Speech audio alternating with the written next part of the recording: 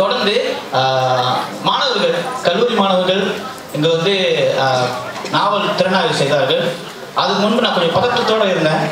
எங்கே வந்து பட்டிமன்றம் நடத்த போகிறாங்க சொன்னால் எனக்கு பெரிய பதற்றம் வந்துருச்சு. ஏன்னா இன்னைக்கு விரிவாக பேச வேண்டிய, முக்கியமாக ஆய்வு செய்ய வேண்டிய சமூக பிரச்சனைகளை பட்டிமன்றத்தில் கேலி கூட்டாக மிகை பாவனை என்று சொல்லி டான்ஸ்லாம் ஆடி காட்டி ஒரு நகைச்சுவை ஆக்கிவிடும் ஒரு அவலம் வந்து இலக்கியத்துக்கு நேரக்கூடாது என்று ஒரு பதற்றம் எனக்கு.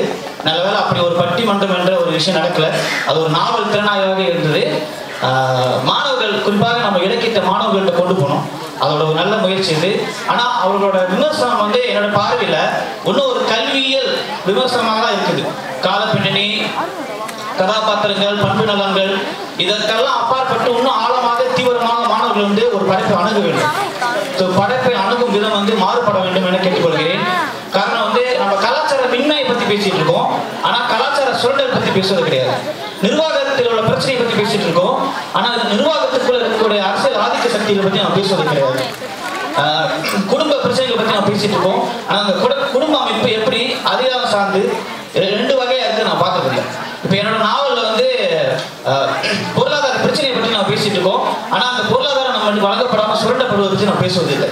ஸோ இந்த மாதிரி அந்த விமர்சன பார்வை வந்து ஒரு ஆழமாக வேண்டும். நல்ல படைப்புகள் நல்ல விமர்சனங்களை உருவாக்கும். நல்ல விமர்சனங்கள் நல்ல படைப்புகளை செம்மைப்படுத்தும். ஸோ ஒரு படைப்புக்கு உரிய முக்கியமான அங்கீகாரமே நல்ல விமர்சனம் தான். விமர்சனம் படைப்பும் ஒருங்கே வந்து இன்னும் ஆழமாக வளர வேண்டும் என்பது முக்கியமான விஷயம்.